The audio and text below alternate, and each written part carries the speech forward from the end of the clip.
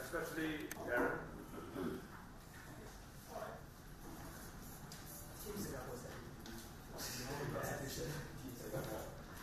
Asad doesn't need. Asad is loud.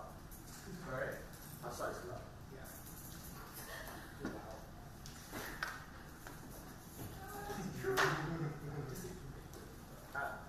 I'm talking about his physical trait, not about his personality. But also. Cheers.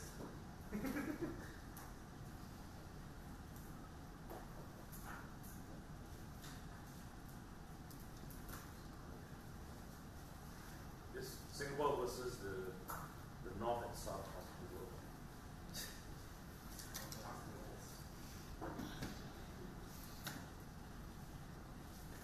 The all black versus the three lions.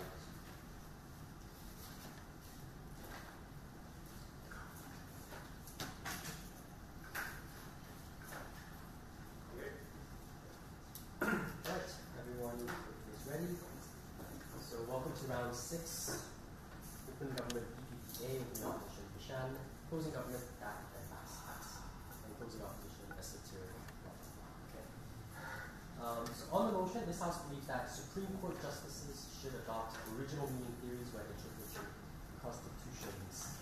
And the Prime Minister to come to somewhere and deliver his speech. Yeah.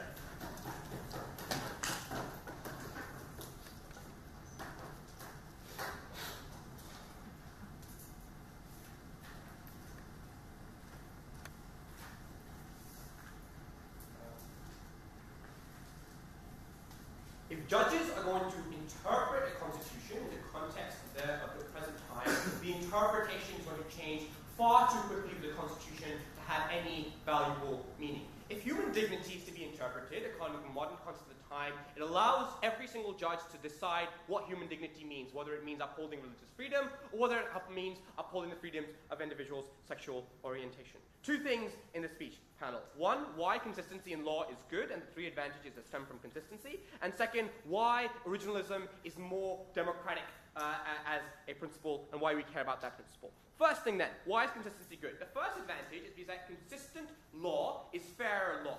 Judges aren't always going to agree on what reasonable people at the time of the Constitution was made believed either. We agree with that. But the test of what the reasonable man believed when the Constitution was formed is a far stricter test than the test of what the reasonable man today believes or tomorrow will believe. There's plenty of tools that you can use to provide evidence of what people believed at the time the Constitution was formed. It's a very literalist theory, right? Originalism, which means you take words as they are given, you can use dictionaries that were used at the time, debates made by founders of the Constitution in your country to see what they believed in, why they thought a particular provision had to be included in a Constitution.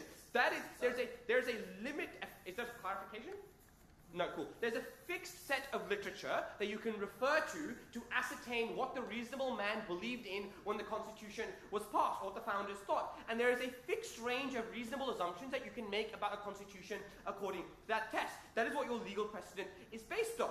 And contrast this with what opposition has to defend, which is how the means of Constitution changes rapidly according to the context of its time. That means precedent is overturned by reinterpreting laws all the time. The US, because the Supreme Court has the primary power to strike down laws, has the highest rate of overturning laws, one of the highest rates in the world. The ability of judges to interfere in what constitutions mean according to their own preconceived biases and predispositions rapidly increases on their side, because the way to interpret what a word means in the modern context differs so much, right? Do you think religious beliefs should be upheld, or do you think, no, in fact, it is sexual orientation which is far more important to human dignity? Those kind of things, the literature for both sides is far more widespread, far more diverse, and often there is no consensus agreement in modern times as to what particular words and terms can mean. No, thank you. Second thing as to why consistency is good. Consistency is more predictable. This is particularly important when it comes to commercial law. You need to know how valid a contract is and the extent to which it is going to be upheld in the court of law. The reason English contract law is the most popular in the world is because of its consistency. Because remember,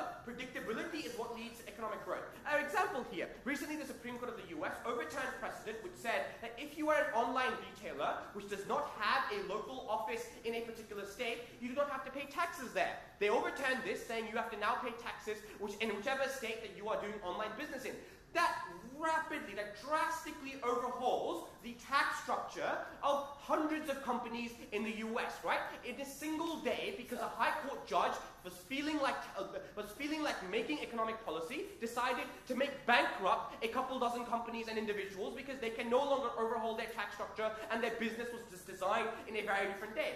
On opposition, they have to contend that economic laws can be changed in a way which only a government should be allowed to change it, such that individuals can go bankrupt based on which side of the bed a judge woke up on. Third thing, judicial activism is reduced on our side.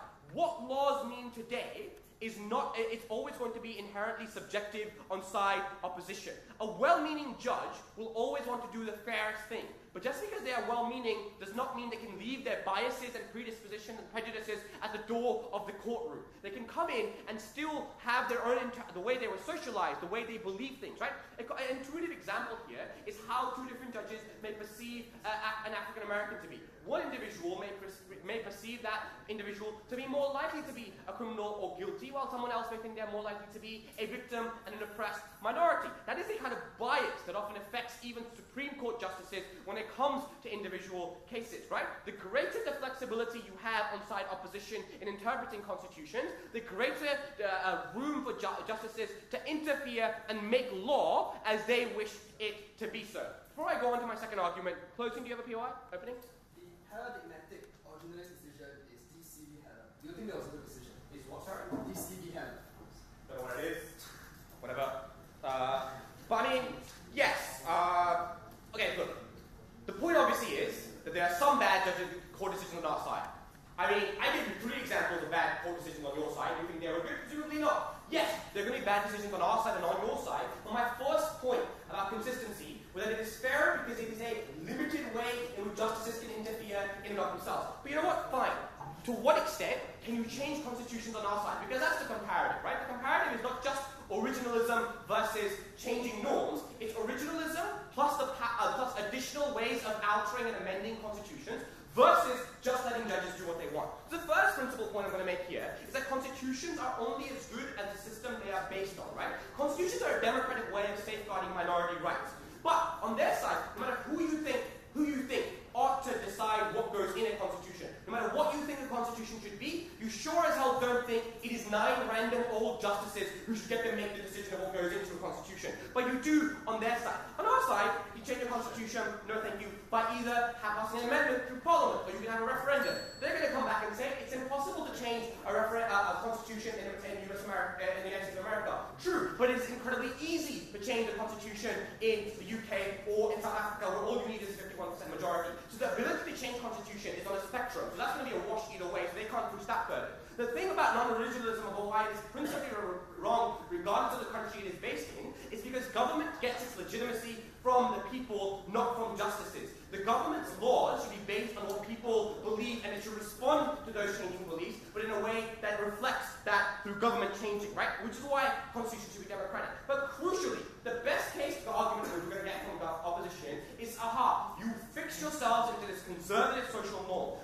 Unfortunately, on their side, all you ensure is that the court can be liberal for a particular period of time till the moment the Supreme Court is stacked with a conservative set of justices whose predispositions are different from the ones you think are correct. So any liberal change that you may get on your side for 20 years is going to be overturned the moment majority of the Supreme Court justices are conservative. And this is why Roe v. Wade is likely to be overturned when Trump gets to appoint the 9th replacement of Justice Kennedy. It is because you did not go through the proper procedure and have the buy-in from people, but simply forced through cultural change, imposed it on a society that wasn't already willing to accept it. For all those reasons, propose.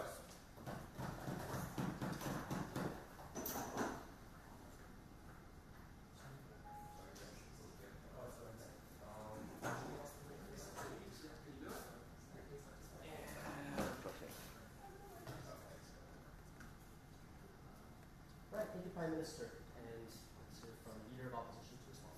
So in DC and Heller, what happened was that the conservative judges adopted an originalist interpretation of the Second Amendment, casually ignored the word militia, and then used that as an excuse to unravel the regulations on the possession and ownership of arms. It was not the most accurate approximation of what the founding fathers thought of that amendment. It was that it was a fig leaf for the conservative judges on that bench to push through their conservative predilections. And that's a problem with originalism. It is not literalism that exists on its own, where you look at the words and you look for the meaning of the words and take its natural and ordinary meaning. Originalism takes that a step further, where you imbue these words with the intention, or you try to approximate the intention of the founding fathers when that clause was drafted, and then apply that to the facts before you. We don't think that that principle should apply anymore. I want to deal with a few rebuttals first. Let's talk about this whole concept that things should be as consistent as possible.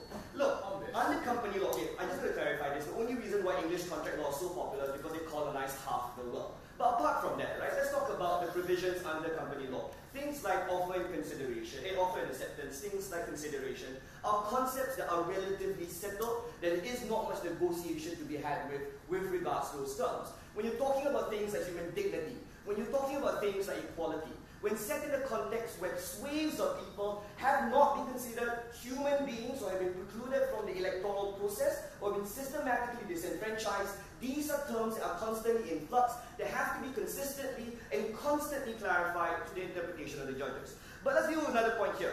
Let's talk about whether or not is judicial anarchy coming from our end.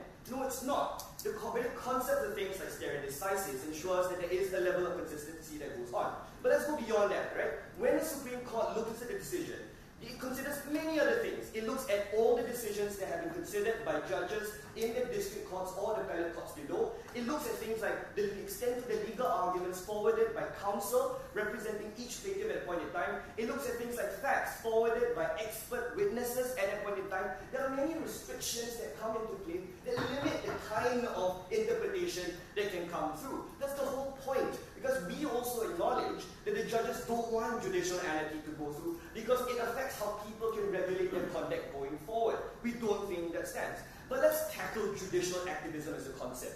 They would want us to believe that judicial activism would be addressed if we were to push through originalism. That's not if originalism was taken out. We think that's nonsense, right? Judicial activism exists on both ends of the spectrum and will continue to exist on both ends of the spectrum. Let's use Justice Kennedy as an example. He was put into the bench ostensibly as a conservative justice. But then when you look at how he basically tried to embark on this judicial activist like Vogue, like adventure with like Planned Parenthood Big Casey, when he went off tangent and decided to push through what he thinks ought to be law, we can clearly see that judicial activism is going to be right anyway.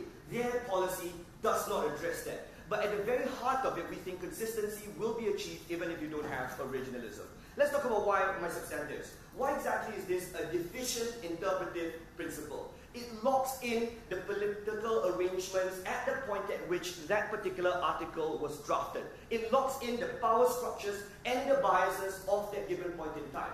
That's why if you look at the US Constitution, African Americans were considered 3/5 of people, and it required Abraham Lincoln to sneak in the 13th Amendment to change that conception altogether. It took 100 years for that to change. We think that when you're talking about founding values, right, we think it doesn't make sense why the same founding values that were existed at a particular epoch should remain the underpinning values for the rest of time for the given country, especially considering that at the point at which that clause was drafted, not everybody had a seat at the table. What we want to do and consistently ensure is that everybody, as time goes on, gets that seat at the table, and what we need to happen for that to take place is to abandon originalism. Secondly, judges are terrible historians. Granted, when it comes to determining the intention of the founding fathers, lawyers will bring in expert witnesses and historians to interpret what happened at that point in time. But both will provide their own expert historians, and then ultimately the judges will then look at the expert evidence that's been put before them and find a way to try and rationalize the kind of interpretation or narrative that will best fit the political message. And then they say, that's what the founding fathers of the United States would have preferred at that point in time. We've seen things like Boyle versus Bush, the case about habeas corpus, where all the conservative judges tried to rationalize this as a value that existed throughout time and wanted to remain consistent and filial to that perspective. When really the concept of habeas corpus, especially when it came to Guantanamo Bay, had to be considered in its time, right? And we think that's massively important. Now, why do we need to abandon originalism? Because we think people deserve to try and push acquire rights through many ways. Through the ballot box is one way, but we think the courts needs to be another viable avenue for them as well. Because right now, let's look at the context that we have, right? We have an increasingly conservative government that's willing to go around wherever the judicial decisions might be. For example, Boyle versus Bush. Once it was outlawed, right, the holding or detention of people at Guantanamo Bay was deemed to be unlawful. What did the Obama administration do? Took everybody and shipped them off to Bagram. So what they're trying to do is that you're facing a government that is increasingly making inroads into the rights of people. And at the very least, you don't want the judiciary to be the bastion for all these conservative ideals as well. We think what we would much rather do is that they abandon that and be forced to explain why exactly those outcomes ought to be justified. But sure. The moment you allow the courts to be an open battleground for different cultural beliefs, you result in the polarization of the Supreme Court, at which point they are no longer fair, impartial ascertainers of what the law is, but simply deciding what their cultural beliefs are and imposing them on the Well, that exists already anyway, right? The only problem is, through originalism, you give them the sheen of legitimacy to allude to the founding fathers and say that this is one of the underpinning values of the country that should remain. We think that's disingenuous. What we want them to do is to come out and justify why they think those people should be unlawfully detained and not make vague allusions to the founding fathers, but rather take the argument by the horns and push it through. We understand at some point in this debate, they're going to make the argument about backlash, that people are going to push back against judicial activism. But we're fine with that, because as Roe v. Wade attests, the moment rights are acquired, it's much harder for you to roll back those rights that have been acquired by people. Rather, let's look at the nomination of people like Kavanaugh and Barrett. The discussion now comes out is how exactly are they going to limit the extent of Roe v. Wade? So we think there's a positive that we want to cling on to, and something that makes me extremely proud to oppose in this debate.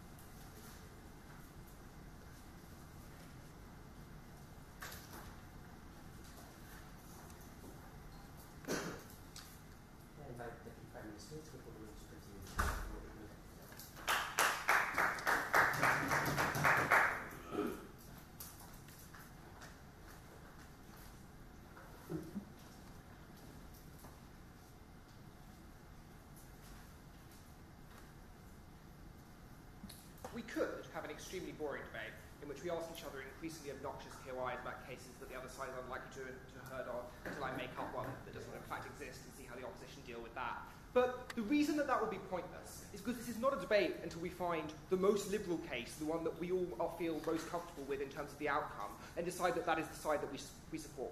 This is a debate about institution building, and it's about how, in a value-blind sense, if we don't know objectively what the best outcomes are because we live in a democratic society and believe that should be decided by the people, how best to apply law in a fair way which gets the right outcome and the intention behind that law is upheld. That is the objective when you design the way that people should be interpreting the law. It's not so that you get the outcome that you personally want in one case, because that will always backfire.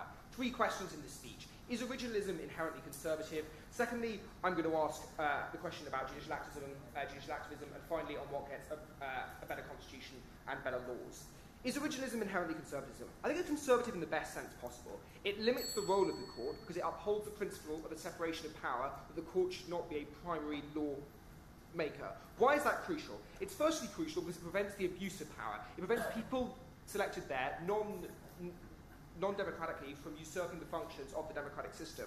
And secondly, it prevents the abuse of that power in case that person is biased or influenced in some way, given the small number of people in the courts. In the US, it is true that originalism is associated with Scalia, Thomas, and Gorsuch, who are more conservatives, and to some extent with Roberts and Alito. But I think what's important to note is that the Israeli Supreme Court, the originalism applied in that context, has supported the rights of Arab Israelis to a far larger extent, because when that constitution was originally written, that was extremely important. So we can push all of their examples about how you get more left-wing decisions with originalism in a different country's context. So I don't think that was ever going to be the important thing that decided this debate. Because they were like, in DC versus Heller, they ignored militia. This was an outrageous burden pushed by opening opposition, who suggested that we had to defend the worst pseudo-originalists on the US Supreme Court rather than the principle itself. This is the debate which was very clearly defined in the Infoslide as the interpretation of what a reasonable person would have decided at the time. They decided to offer their own interpretation of what the motion meant, ignoring the fact that the CAs have very conveniently provided one for us. And so, ultimately, we don't have to defend originalist claiming judges, we have to defend the philosophy behind it. And I would suggest, if you've got a dictionary from around the time, militia does not include random dudes who are alone in their houses, able to buy as many guys as they want. That would seem like an implausible interpretation of that clause. I agree. I don't think any of us here are going to think that that Scalia was the best judge that has ever sat on the US Supreme Court, but I would point out he was a biased person who did not uphold the principles of originalism. For this to be a meaningful debate, we need to decide whether the principle is in and of itself good and assume that people will follow it through in a good faith fashion, because on their side they could get conservatives who aren't originalists who would do exactly the same thing, and this debate would quickly fold into pointlessness. This is not about the exact intention of the founders, it's about an interpretation of what the reasonable people meant at the time. That is what was important. They had a couple of more responses. They said, well, the problem is that stare decisis ensures there's already a degree of consistency within the system. The problem is stare decisis and non-originalist forms of interpretation are in tension, because for you to believe that previous courts' decisions were right implies that you don't think that the grounds on which a decision was made ought to alter over time. People agree you should depart from stare decisis when you think that a decision was wrongly made, but unfortunately if you have a liberal attitude towards it and think that words evolve over time, you will change decisions as you think those words change, which is exactly what happened in the case when the definition of what a state was and what counted within the state, which was changed to mean, websites count as part of that state too. That was what screwed over these businesses. It was after I told you consistency was important, that never got a response. Finally, they said, looking at the facts locks in these decisions. I think they ignore the fact that constitutional courts are not in the business of looking at facts. Those have been decided by lower courts. They're looking at the question of constitutional questions, which always revolve around the interpretation of a word. We were the ones who showed you that you can provide evidence as to what people thought at the time. You can't provide evidence as to what you currently interpret a word to mean, because the interpretation of the word militia was quite obvious at the time, but now it's very unclear what a militia means, given the development of war and the fact that militias don't exist, because it sounds like it's from the 17th century. So that was on the first point. It is good that they are conservative in a sense. Closing. So I think that was slightly uncharitable. The point about pseudo-originalism is that it's easy to happen because of interpretive ambiguity. So judicial activism is symmetrical. Sure, absolutely. That's my next point. Judicial activism. Open opposition said this happens on both sides. I think the important question in this debate is not whether it happens on both sides. I agree it will, but on which side is it easier for it to happen? And there are two structural reasons we think it is harder to do it under originalism. The first thing, there is a smaller range of reasonable outcomes for exactly the reason that Asad gave you. When you have to interpret something and you have to explicitly provide a justification why that is what a reasonable person at the time thought, you're doing that from someone else's perspective and you have to provide evidence for that. You have to say, these are the small range of things that person could have thought, and this is the evidence that shows that's what they would have thought. The comparative is, when you have to say what would a reasonable person think now, they can use their own interpretation of it. That's why you consistently see 5-4 decisions in the Supreme Court, which is just based around what that liberal judge thinks that word means. Look, when I read Obergefell versus Hodges, as a gay man, I was I was absolutely ecstatic that marriage had been extended. The justification itself was terrible. It said that due process within states means this has to be applied across all states. As a lawyer, it was an awful piece of reasoning. That could not be made under originalism because you could not have argued the words in the Constitution meant that. And for the reasons that Asad gave, even when we get decisions that we as liberals might like, that wasn't the most important thing in this debate. Finally, said the judges are bad historians. I just don't know why this is true. They're quite smart people. They can read this evidence. I just seem to be a joke substituting analysis. Finally, on whether you get a better court. Because the final thing they said is it locks in biases. This was why we provided in Asad that is a reason for having easier change in constitutions. It's quite easy to change the constitution in South Africa, for example, and that's generally upheld to be a better international model than the US. There are clearly problems there, but you'll notice just because a problem exists does not mean that this is the solution. The solution was not this, because this was an anti-democratic way of improving the constitution that was just based on what 9 people thought, rather than having a proper mechanism through Parliament in which these things might change. That was a much more important principle and a way to do this. The final thing they said is, this is good because people can acquire rights in the future. This just assumes that liberals get on the court. There are plenty of conservative forms of interpreting the Constitution that are not originalist forms. So they just seem to assume that if the originalists didn't get on, that more liberals would get on, and more decisions that they like would happen. In terms of minorities acquiring rights in the future, that again folds back into the response of, yes, we would like that, but this is not the way to do it. Ultimately, when you're building a value-blind system, you have to do it in a way in which you don't just assume the people you like will get onto the court or the decisions you want will happen. You have to apply the fairness of the law. That is the principle behind the court, that's the principle behind equity, and that is why we were so proud to propose in this debate.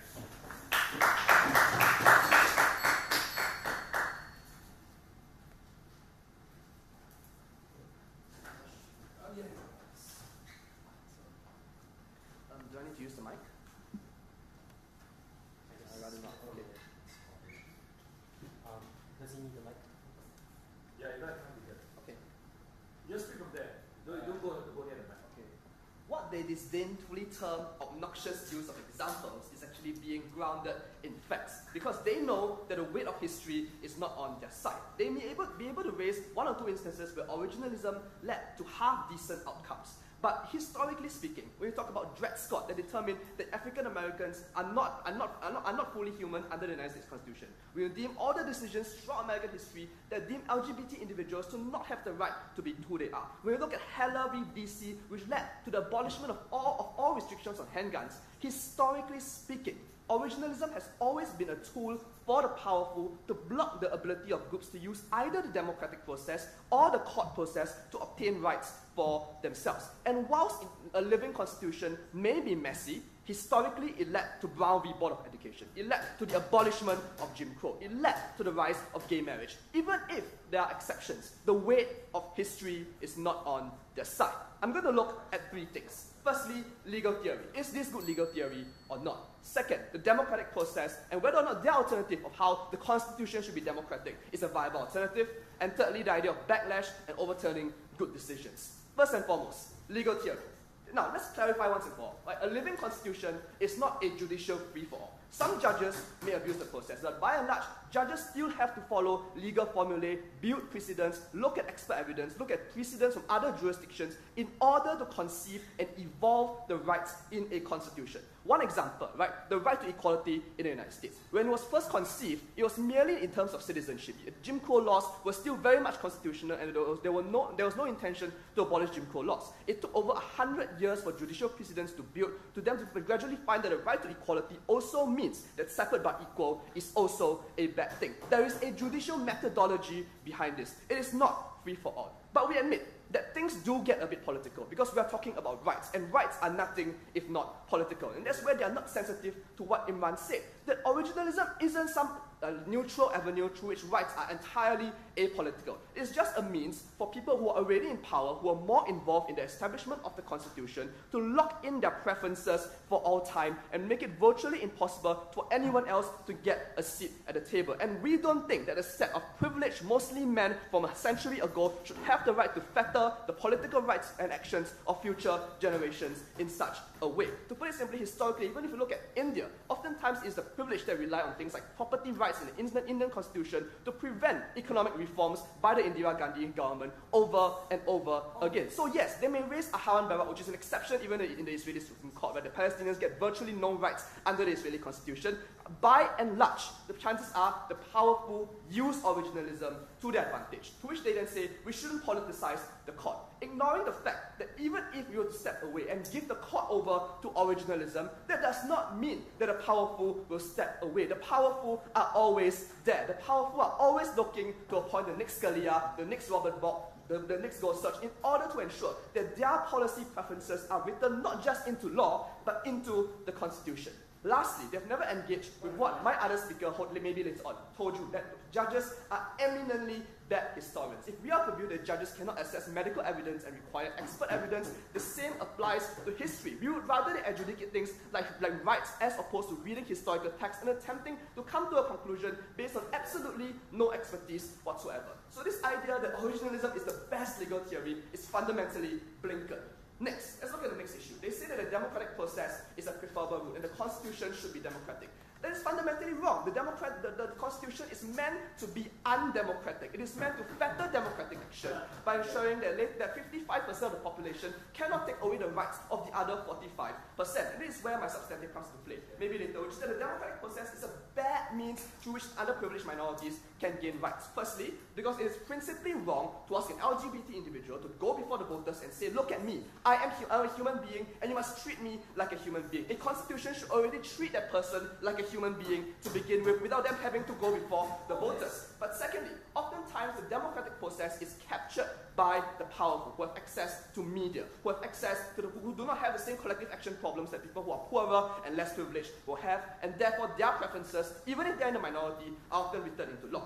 But thirdly, issues of human rights, especially of minorities, are often important but not electorally determinative. Even if you believe that gay marriage is a good thing, you might care more about your economic situation. You might think that the Republican Party is better for you economically, and you ignore your preferences for gay marriage. So we don't think a democratic process is necessarily the fairest way through which rights are obtained. 1 second. So the comparative here is no rights versus some rights. Those rights may be contested, those rights may be controversial, but at least they're there, and at least minorities get to enjoy them. You disagree? Most liberal reforms pass through judiciaries require operationalisation through the executive. If they do not have a popular mandate or a popular backing, how well do you think that will go? Chances are, if you manage to appoint 5 or 6 Supreme Court justices, there is some popular backing for Brown versus Board of Education. So, like, when Brown's Board of Education was first implemented, I would think like 55% of America was for it, 45% was against it. So there were elements of the federal government that sent in troops to Alabama to protect the rights of black girls to attend white schools. Those government actions are eminently possible. But even if you have no executive support, the fact is, that's where my next point comes in, the idea of this being overturned. We think judicial decisions are often the way through which you build political support. To put it simply, it is easy to oppose rights when you're talking about them in the abstract. When rights are never there to begin with, when those rights are never there to begin with, and you can fearmonger about it to say that once gay people are allowed the right to marry, for instance, then the institution of marriage will be decimated. It is only when rights are given to begin with, in the face of backlash, and over time people realize that maybe having gay marriage hasn't destroyed my marriage to begin with, hasn't harmed my children, that the opposition will melt away. So it's not a straightforward process, right? Sometimes people may want to go through the democratic process, but if they go through the court process, it is often beneficial as well. The paradigmatic example here is Obergefell, the gay marriage decision. America was arguably split in half when the decision was implemented. But in record time, not a single one of the justices that the Republican Party is looking to employ right now are even considering overturning Obergefell because the political support has been engendered after those rights were given. We're not saying that each and every instance of this is going to happen, for instance. Roe v. Wade is currently under danger. But by and large, this is a tool that activists for fighting for their rights should be allowed to have. And therefore, we think that it is better that people have an avenue to appeal to the judiciary in order to obtain their rights as well, thereby destroying the point. So at the end of the day, right, we acknowledge that there may be a bit of subjectivity here, but all judicial interpretation of the Constitution is always subjective, even under the world. Our world affords rights to those who did not have a seat at the table, and for that, I'm immensely proud to oppose.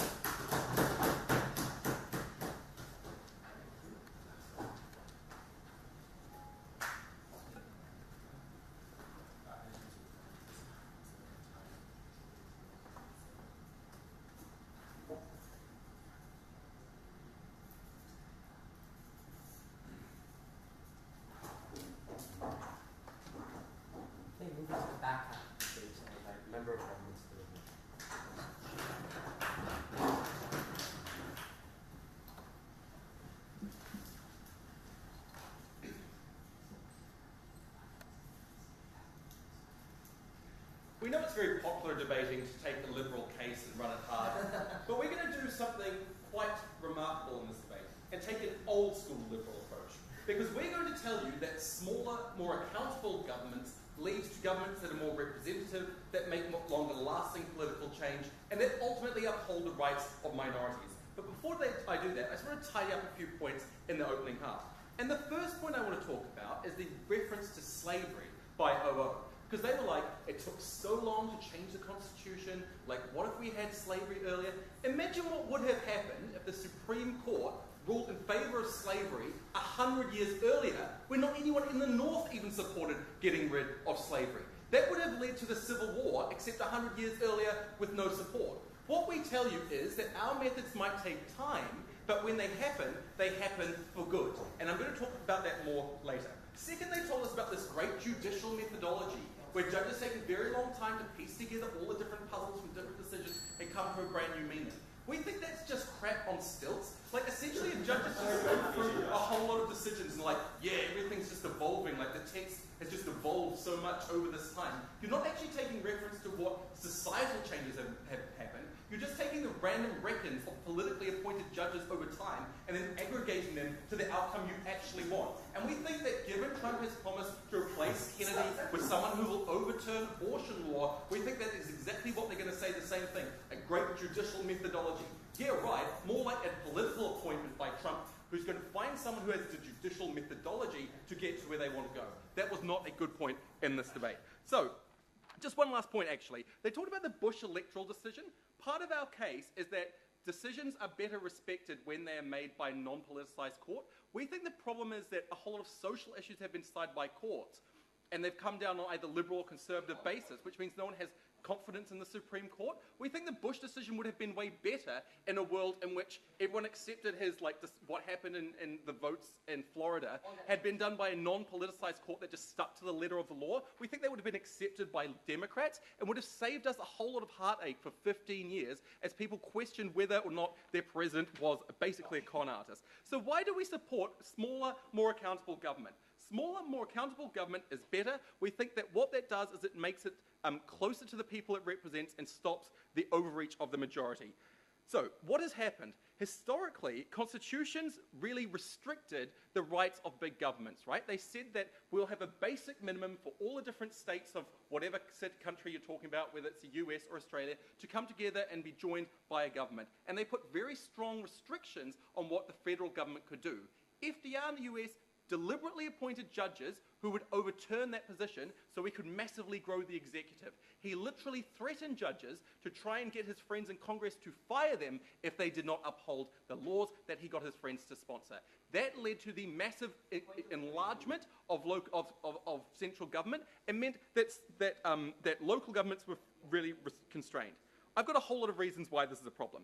First, we think there is not as much of a connection between a representative at the national level and a representative at the local level. So at the national level, a representative is whipped by their party. They live in Washington, D.C., for example, which is a highly politicized environment far away from the actual constituents.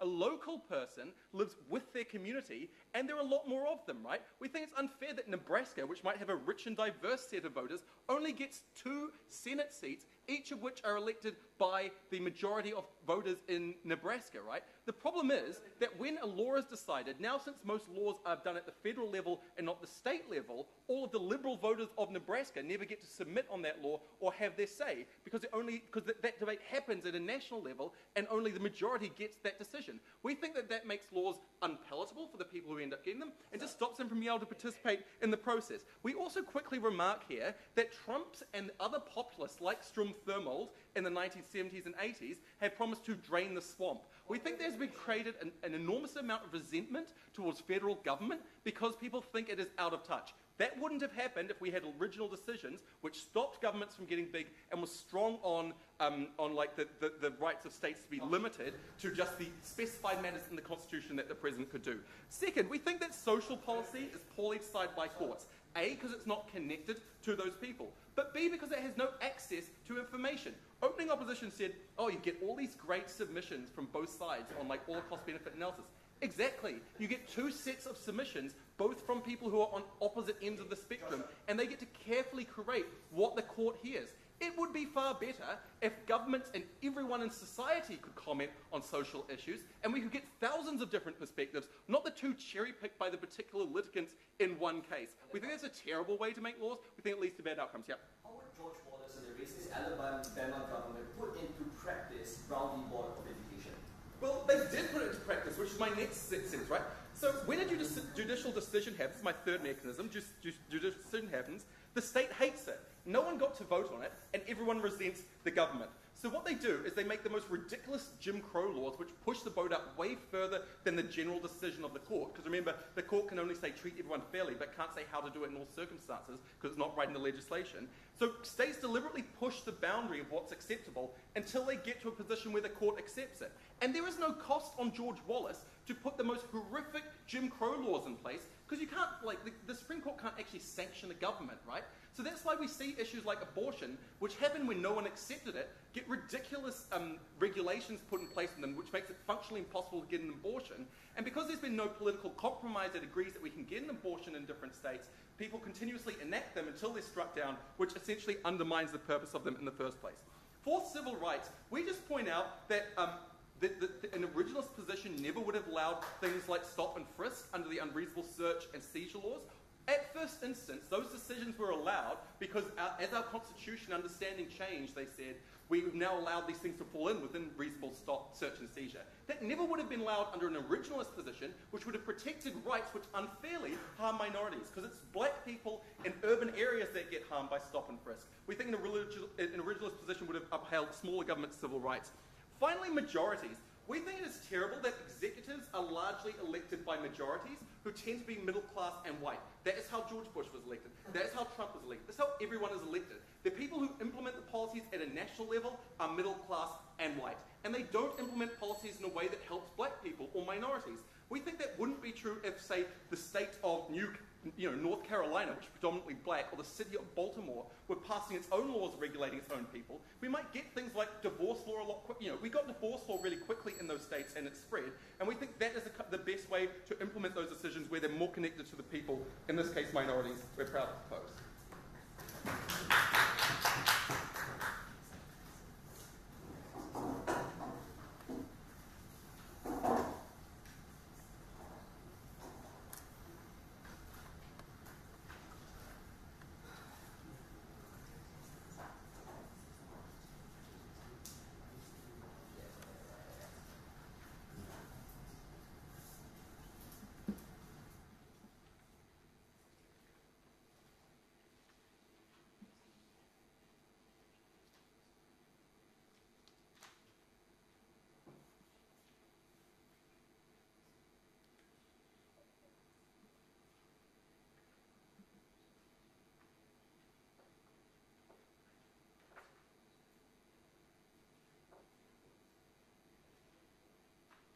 Thank you.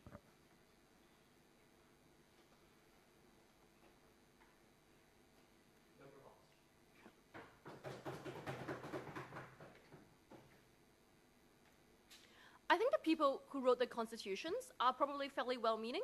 I think they probably had great intentions in mind when trying to shape the future of a country.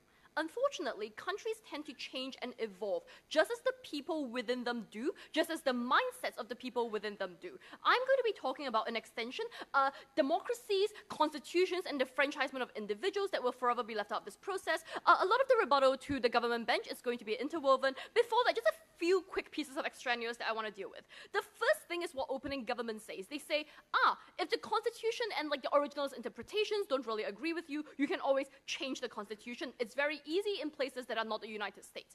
If this is the case, then as OG characterizes, it's not clear that you avoid the kinds of flip-flopping and the lack of consistency that it characterized as being the worst possible outcome for the law. Because if it was really easy to change the constitution and people are going to do it all the time, all of the harms are still going to flow from that. But second of all, I think it's really important to note that parliamentary systems tend to uniquely disenfranchise minority individuals who are unable to access these. So it's not, again, not clear that they're able to get the kinds of benefits they want on their side. The second thing is something that closing government said. They said, so this is a question of local governments. They give a lot of reasons why local governments might be better than big governments. This is probably true, but the unique link they don't prove is why constitutions always work to restrict the rights of big governments in comparison to local governments. Note that most of the examples from the US, which is actually quite unique in terms of how it treats big government powers and in terms of how the country was set up. I think in most places in the world, you don't get the kinds of protections that you want against the powers of big governments. The last thing I want to note here is the manipulation of the judiciary and how this is going to lead to things like judicial activism. First of all, I think non-politicized courts are a bizarre bizarre thing for closing government to want to stand behind, given that politicized interpretations of originalist constitution text is something that happens all the time. So you aren't going to have a non-politicized court. You're merely going to have a more polarized one, where every single side is able to stand behind that decision by saying, it wasn't really my decision, it wasn't really my politics, it was the interpretation of a constitution based on historical fact that led to this outcome. I think this actually allows individuals to distance themselves from the bad outcomes that they're trying to push into place, because after all, it is not they who are racist, it is the people who have written up the constitution and demanded that certain things be done in certain ways. Right, so on to extension material, and a lot of this is, again, going to deal with the government material. I want to start by examining the fundamental premise of most societies that we are talking about, most of the democratic societies with constitutions, probably fairly liberal. The premise of society is this: if you do no harm, you should not be constrained by anything other than what you have control over. We think it's the accidents of race, class, gender, and birth are ridiculously arbitrary, and the reason we think so is because you have no control over the space in which you were born. Similarly, we don't think it's defensible that people should be constrained by the unhappy fact that they were born 200 years after the Constitution was first drafted. We don't think this is any different from any other accident of birth, and that if individuals have no control over what is governing them, then simply put, they should not only be governed by it. What do constitutions do? Again, the people who drafted it, probably quite responsible, probably quite well-intentioned. Crucially, though, we had no control over what their thoughts were back then. We lacked the opportunity to consult them, to raise our concerns, and to argue for our own points of view. For many of us, no thank you. For many of us, we lacked the ability to even be considered full persons at a point when the Constitution was written. To be ruled, then, by a law that we have no control over, to surrender our property, our rights, and our choices to people that we will never meet is tantamount to a form of bondage that is antithetical to the basic principles underpinning constitutions, which every single other team in the round has agreed is to protect the rights of individuals that would otherwise not seek to get the protection we have. This is principally wrong on a number of levels that I have just enumerated. Here are some practical impacts that flow from it as well. No thank you. First of all, I think you get the massive disenfranchisement of people that will never see their points of view represented within a constitution. To say nothing of how legal institutions are set up, which are tremendously white and middle class and male. No thank you. I think you get you get no system of checks and balances on a constitutional system in a way that you get over an electoral system. What are these kinds of checks I'm talking about? Again, for many countries, judges tend to be elected, so there are at least some kinds of democratic processes that you can put on them. Even if they're appointed, again, there are political processes that you can attempt to engage in. All of these things are more accessible, even if you're a minority, than trying to access the thoughts of somebody that lived 100 years ago. No thank you, in a time when you were not yet born. I think this is actually tremendously important, right? Because it allows individuals to have slightly more faith in the judicial system as one that is able to represent them and represent their thoughts. No thank you, something that I have slightly more control over. On a second practical level, no thank you, I think constitutions are inherently regressive and backwards looking. What does this mean? It means that when you constantly consult a constitution, you are attempting to move back to the idealized golden age of a time that never was. If you look at the slogan, "Make America Great Again," no thank you. It implies a time when America was indeed great. I think a constitution actually has much the same effect, because you are looking back to somebody in the past and considering them to be experts of a time where society was probably slightly more expertly set up and going to provide better outcomes for the rest of society. I think all of this means that you are unlikely to see any kinds of progressive impacts on the side of government. Closing government tries to get around this by saying, but progressivism actually isn't the largest goal. We agree with that to a certain extent, but we think that if this is the case, then you should allow individuals to have control over it rather than delegating control to a system that you have no control over. Opening. Look, constitutions, when they're originally implemented, require a massive process of a number of checks and balances. You want to replace that with 9 arbitrary people who decide on a given day how they think that it's feasible to understand. I'm sorry, if the comparison is white middle class people today in America versus white middle class people in 1800s America, I'm going to say it's going to be slightly less arbitrary now than it was back then. But even beyond that, I think, again, first of all, you have 9 Supreme Court judges. Not all of them are going to be interpreting it in the same way. That is at least one level of checks right there. I think on a second level, the legal system is getting increasingly more diversified as more and more minorities are able to go to college and go to law school. Third of all, I just think on a comparative level, again, the trend is towards liberalism. We cannot allow the myth of a golden age in the past to be something that we return to, especially when it provides little ability for us to check back against it. Last of all, I want to talk about constitutional history and what parts of it we can actually access. Opening government says we can consult historians. I think opening opposition says this too. But what I want to bring to your attention is the idea that we only have access to certain kinds of testimony, that even if there is a fixed and specific literature we can consult, we will always only have the Federalist Papers, and we will never have the testimony of Thomas Jefferson's mistress, Sally, who was a black woman living, again, in 1800s America. I think all of this means you never get certain kinds of views represented, you never get certain kinds of experiences represented. All of these things are better. Even if 9 judges are arbitrary, they're still better than what we used to have.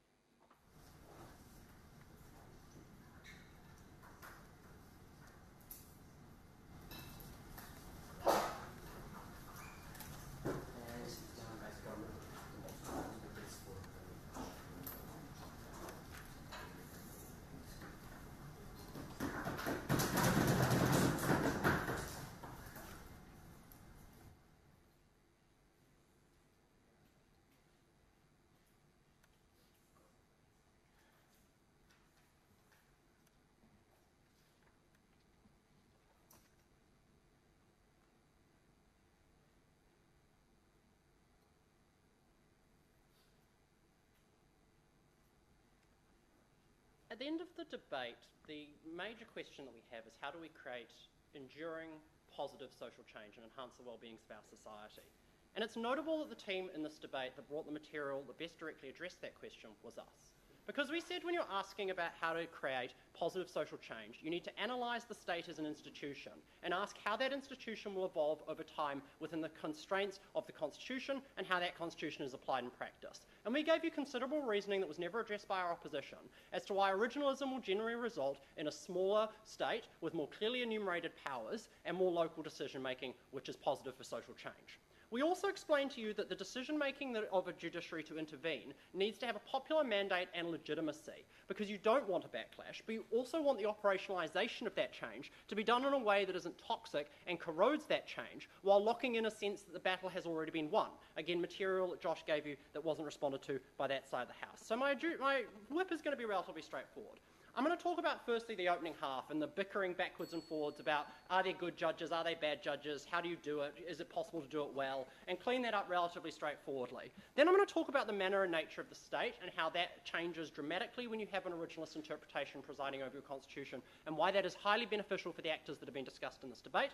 And then finally I'm going to talk about how you get improved social outcomes, and that's where I'll talk a lot about legitimacy and mandate setting. So let's firstly talk about then, can good originalism be done? We're kind of inclined to agree with our opening half that historical inquiry is something that can be done. That there are lots of expert historians, the founding fathers wrote copious notes about everything, it was literally the only hobby they had for like the majority of their life. And it is also notable that over a period of time you can build a corpus of understanding about what that originalism meant. The great thing about originalism is that you have 200 years to work on the same problem rather than constantly reiterating the debate about what the current social situation and policy adjudication is. Also remember the comparator, right, which is the epistemic complexity of making a historical inquiry versus trying to adjudicate a policy debate when you're a judge who's probably a big reader of history and literature but not a very good policy maker. That's why you don't work for the government. That's something we think is new material, which deals with quite a bit of what came out the front. But further things to say is that a lot of our mechanisms about reducing state overreach and depoliticising the judiciary, which that side of the House agreed was a consequence because they were worried about a reduction of judicial activism to help minority groups, is that law inherently becomes lower stakes. So you have more time to nerd out as a judge and just focus on like increasingly technical and esoteric interpretations of the past because you don't feel a pressure to decide in the right way, in a way that will be palatable to the political discourse of the time. You're not being forced to do something you're not good at, which we think will structurally result in better judicial outcomes occurring on a regular basis. Also, you'll appoint judges who are better at like originalism, so we expect the quality of originalism to increase over time as you decrease the politicization and the stakes there. The next point that came out of closing, which I thought was like this great new extension, was that apparently there are like epistemic limitations on what you can know about the past, and that's really bad because there's like a fixed amount quantum of history to study, right? Like, there's a lot of history, right, which is quite a copious amount, but also like courts have a really limited epistemics around how much expert testimony they can receive.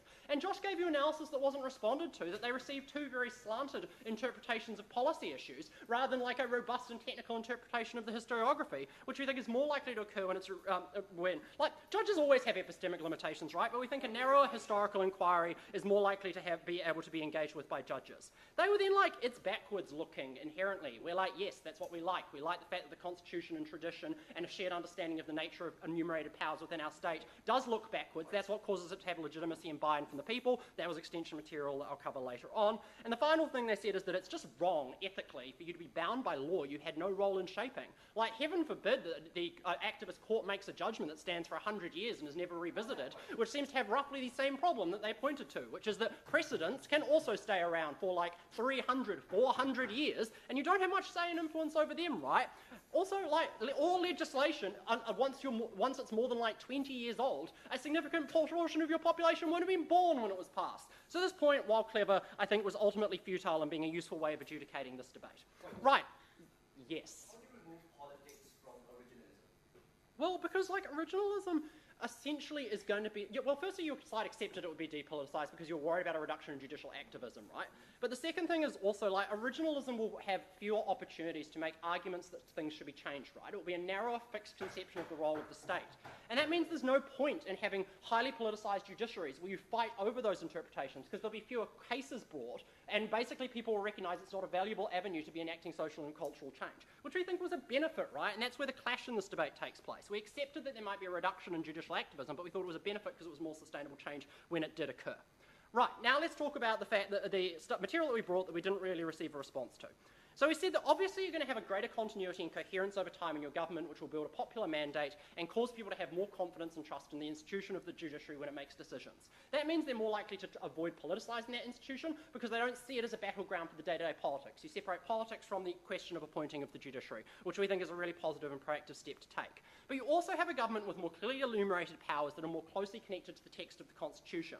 We think that it's state overreach that is often the way that minorities are the most victimised, right? It is a creeping regulatory state that infects more and more of the aspects of their lives and provides more levers for politicians to influence and support their favoured in-group versus their unfavoured out-group. We also think that you get more local accountability, right? Because you can't use the federal government necessarily as a lever to enact change. You have to drive change organically from a local ground up, either by changing hearts and minds and not requiring a state intervention, or by operationalising the state interventions at a local level.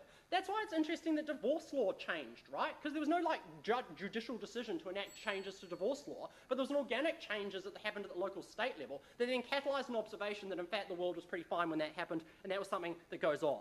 We also would point out that, like, to the degree to which the government becomes inflexible because of the fact that the judiciary can't make these overreaching decisions, that will build bipartisan pressure, right, for constitutional conventions, because both sides of the House will build up a corpus of disagreements with how the Constitution originally was being interpreted as applied to day-to-day life. And that creates a bipartisan consensus that constitutional review is needed, so you can get your stuff in there, and then you have a new constitution, which is probably going to be modern and serve the test of time for at least 50 to 100 years. And we think a regular cycle of updating your social contract is just strictly preferable to trying to judicially decide policy outcomes on a case-by-case ad hoc basis. Finally, supporting minorities. I integrated most of this into my speech, but the main thing to note is that you need to, having an originalist position closely ties judicial decision-making to the national heroes and identity of the people, right? Because the judges are going about talking about the characters and the narratives and the identities of the historical figures. That means that the ordinary people kind of buy into it a little bit more because it seems to align with their own conception of how the Constitution originated and how the Constitution guides the founding principles of the state.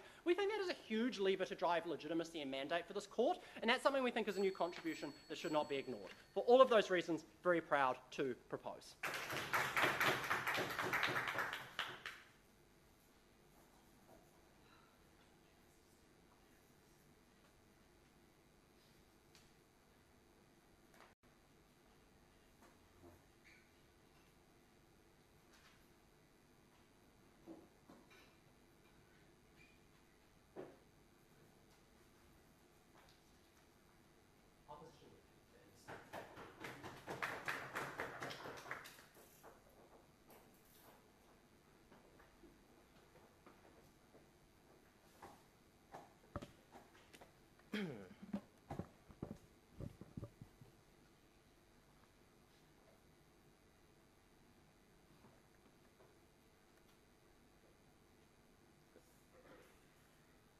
side government has played a particularly nasty trick on us today.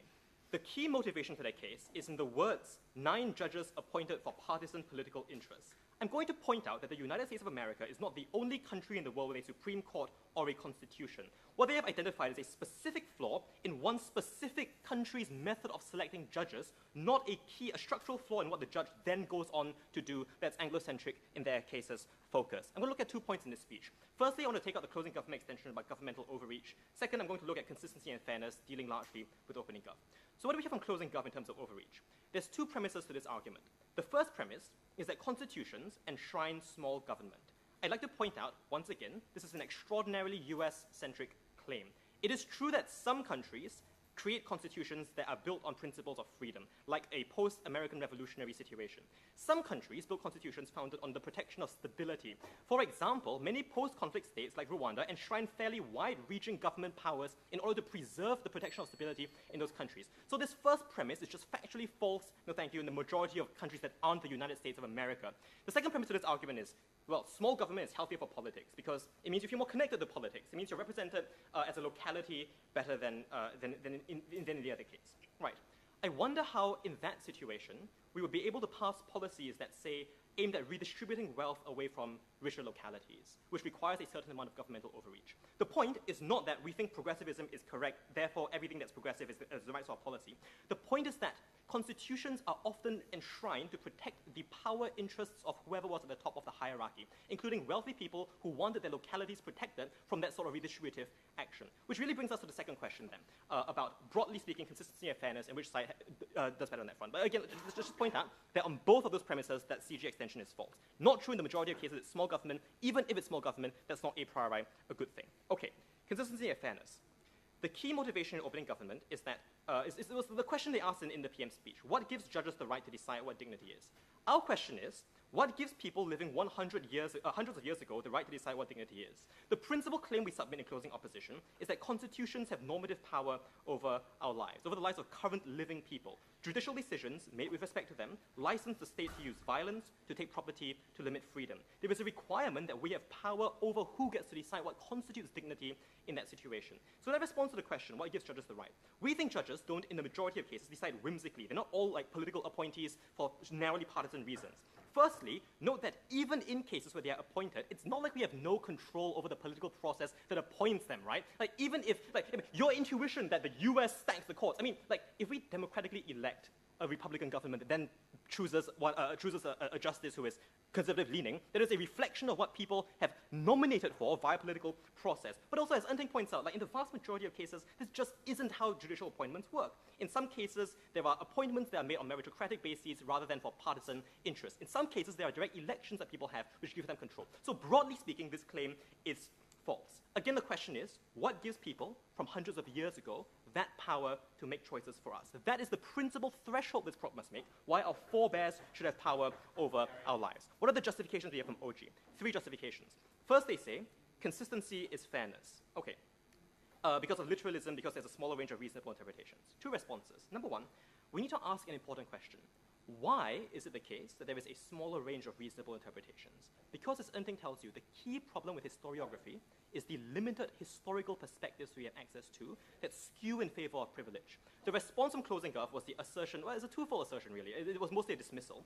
First, they said there's lots of history, and second, they said, well, currently there are limited witnesses who can give testimony in court. All right. It is true there is lots of history, but who writes that history, right? It's not people who didn't have access to literacy, not people who were never interviewed because they weren't seen as important, not people who didn't have access to a printing press or who didn't have access to the ability to have their historical records transmitted down the line. The vast majority of historical records from which the picture of what a reasonable person would interpret as just is skewed towards people who had access to those sorts of facilities to transmit their views downwards through time. They say we have limited witnesses presently. That's true. It is more likely you get your input in a world in which you currently exist and your testimony will be heard than if you lived hundreds of years ago and your testimony was never heard because you weren't seen as important. How do you weigh this up? Opening opposition points out, I think this is correct and excellent, that people, these voices didn't have a seat at the table. They don't explain to you why the absence of a seat at the table back in the day means that their voices become currently absent from originalist explanations. Enting gives you that analysis. It's because of the historiographical method and which voices it leaves out. The second response to this is that I just like to point out that it is really untrue that this is just about literalism, because the Infoslide didn't say originalism is about like just reading the words, right? It says it's about how reasonable people from the time would interpret it. That requires us to make extrapolations about motives, and that's why it's relevant which people's motives and beliefs are included in the interpretive set. The second reason from opening government was that it's more predictable this way. Just to be very clear, if you look at your notes, this argument was made specific to business interests and the advantage of business stability.